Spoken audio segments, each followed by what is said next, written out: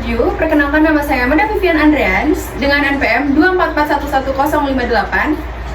Dan saya Pak Kyabita Pariski dengan NPM 244111169. Saya Dugi Satrio dengan NPM 2441138. Saya Resti Gunavita dengan NPM 2441131. Dan saya Nada Rahmatuwadaha dengan NPM 2411067.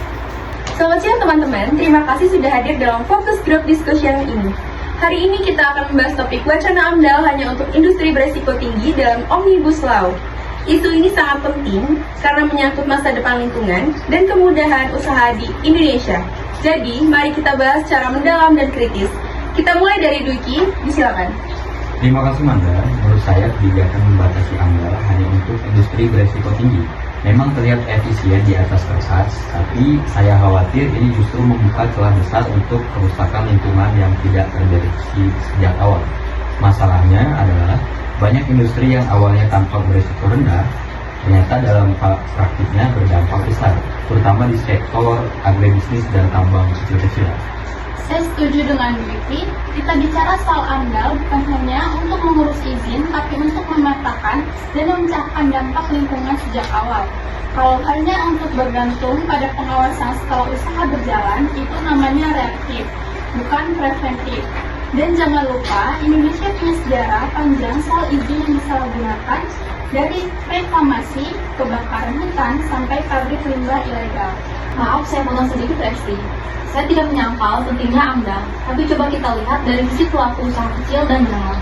Bagi mereka, biaya penyusunan AMDAL itu bisa mencapai ratusan juta, padahal usaha mereka hanya skala mikro, misalnya pengolahan makanan atau produksi rumahan. Apakah kita adil jika tetap memaksa semua usaha lewat proses AMDAL yang rumit, sementara risikonya minim? Saya tidak bilang semua usaha harus ikut AMDAL lengkap Nada, tapi kita tidak bisa serta-merta membebaskan begitu saja tanpa mitigasi.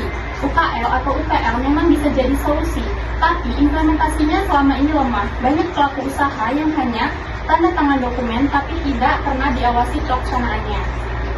Dan jangan lupa kebijakan ini memberi kewenangan besar ke pemerintah pusat seperti tertulis di pasal 63 RUU Cipta Kerja.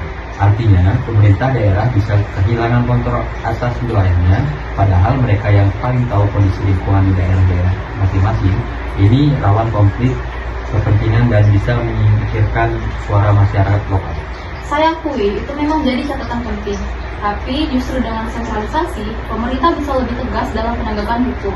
Selama ini, daerah juga seringkali kompromi karena tekanan politik atau ekonomi lokal.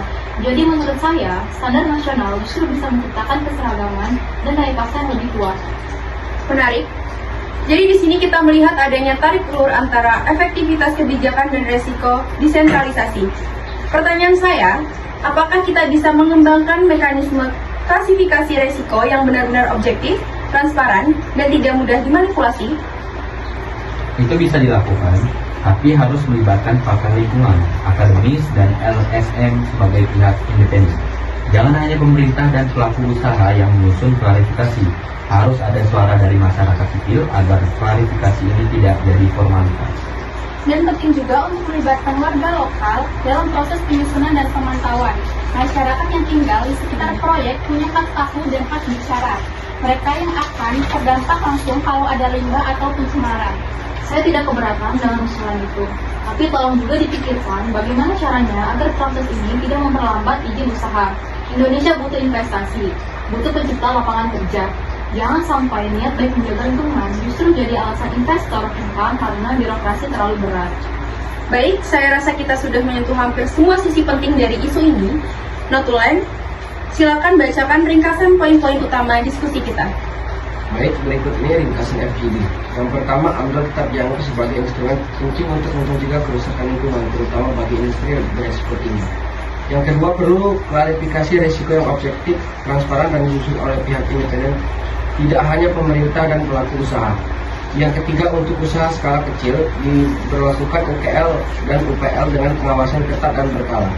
Yang keempat, partisipasi masyarakat lokal dan akademisi dalam proses verifikasi dan pengawasan harus diperkuat.